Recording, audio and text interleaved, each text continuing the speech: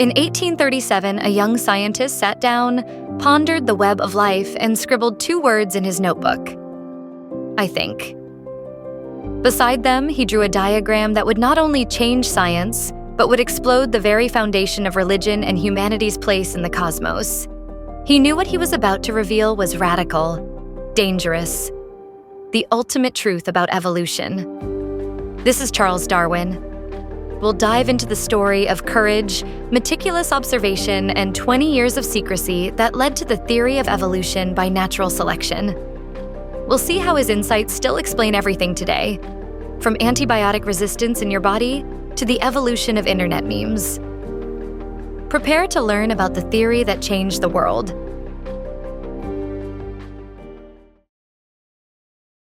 Charles Robert Darwin was born in 1809. From an early age, he showed an insatiable curiosity, preferring solitary exploration and collecting specimens, beetles, shells, stones, to social activities. But his education proved frustrating.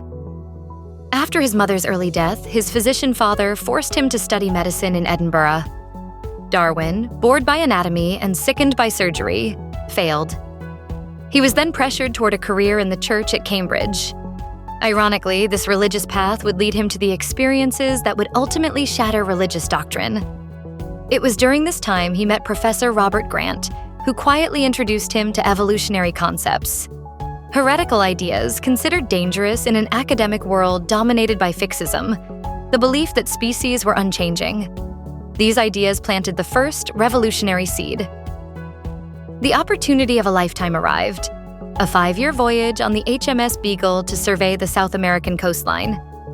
At 22, Darwin packed his bags and a copy of Charles Lyell's Principles of Geology, a book that taught him to think in deep time. The millions of years necessary for the slow, gradual changes that shape the planet, and, as he would soon realize, life itself. The first major stop was Brazil. Darwin was captivated by the stunning biodiversity of the Atlantic forest, marveling at the sheer number of species. But his wonder was tempered by his deep repulsion at the institution of slavery, reflecting the liberal values that would later influence his views on human equality. In Patagonia, Darwin made a critical discovery: fossils of giant extinct mammals, ground sloths the size of elephants, that bore a striking resemblance to the much smaller living species in the same area. This posed the first major question. Why would extinct and living species from the same region share so many similarities if they were created separately? In 1835, the Beagle reached the Galapagos Islands. This remote volcanic archipelago would become Darwin's ultimate laboratory. Local residents immediately pointed out a revolutionary fact. The shells of the giant tortoises varied systematically from island to island. Some were dome-shaped, others were saddle-shaped.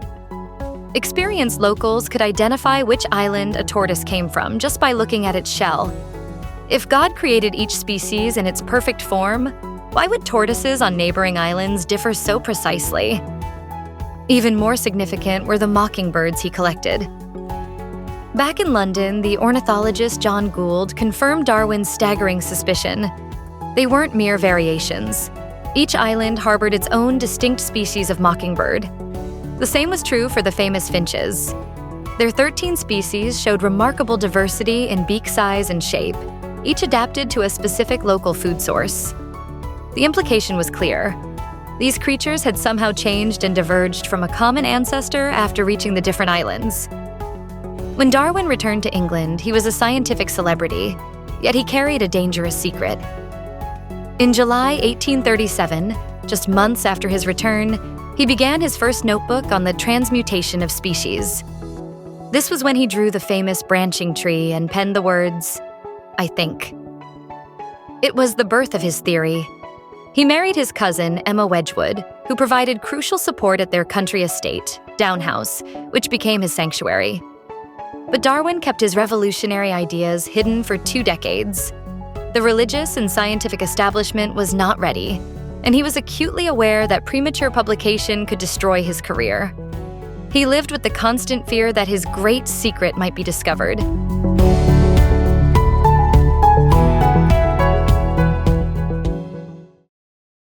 Ironically, his mysterious, debilitating illness, symptoms like chronic fatigue and nausea, may have aided his work, forcing him into the contemplative, sedentary lifestyle required for meticulous, long-term scientific analysis. The crucial breakthrough came in 1838 when Darwin read Thomas Malthus's essay on population. Malthus argued that human populations grow exponentially, while resources grow slowly, leading to an inevitable struggle for existence. Darwin had his engine. He realized this principle applied universally. In any population, more individuals are born than can possibly survive. Those with characteristics that provide even a slight advantage in this struggle, better camouflage, stronger limbs, more efficient metabolism, are more likely to survive, reproduce, and pass those advantageous traits to their offspring. He called this process natural selection. To explain it, he used the analogy of artificial selection. He became an expert pigeon breeder, demonstrating how human selection could create dramatically different varieties in just a few generations by accumulating tiny, almost unnoticeable differences. If humans could do this in decades, what could nature achieve over millions of years? Modern science validates this mechanism every day. Consider antibiotic resistance. Bacteria with genetic variants that let them survive a drug reproduce more successfully, quickly leading to new resistant strains. This is Darwin's selection in action, in real time, in your local hospital. In June 1858, Darwin's worst fear came true. He received a letter from Alfred Russel Wallace, a naturalist working in the Malay archipelago, containing a manuscript outlining a theory virtually identical to his own. Wallace, independently influenced by Malthus, had arrived at the same conclusion. Darwin, devastated, turned to his friends, Lyell and Hooker, who devised an elegant solution: a joint presentation of both men's work at the Linnean Society. This preserved Darwin's priority while crediting Wallace's independent discovery. Forced to act, Darwin spent the next year writing what he called an abstract of his work.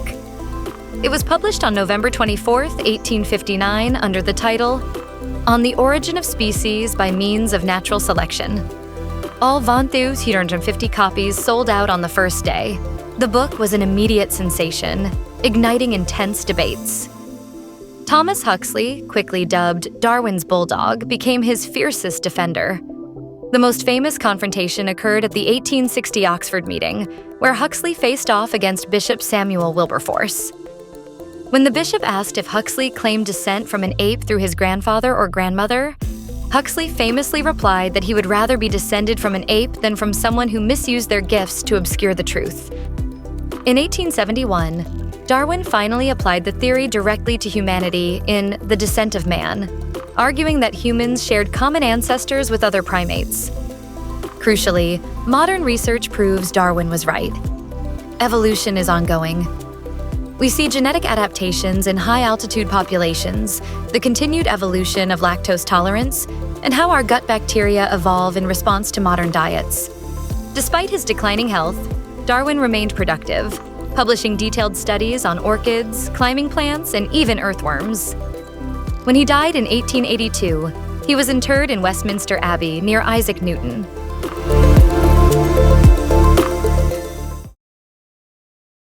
More than 160 years later, Darwin's theory remains humanity's greatest intellectual achievement. He showed that the complexity and diversity of life could be explained through purely natural processes, without recourse to the supernatural. He replaced our comfortable certainty with the profound, humbling, and magnificent realization: we are not separate from nature, we are part of it. Today, evolutionary principles inform our understanding of medicine, psychology, ecology, and even computer science, where evolutionary algorithms are used to solve complex problems. Every time a new viral variant emerges, or a species adapts to climate change, we witness the continuing truth of his insight. The Tree of Life. Darwin, first sketched, has grown into a vast canopy of knowledge. His legacy endures in every moment we choose curiosity over certainty, evidence over dogma, and wonder over indifference. The revolution that began with a simple sketch in a notebook continues to unfold, guiding us toward an ever deeper understanding of our place in the magnificent, evolving story of life on Earth.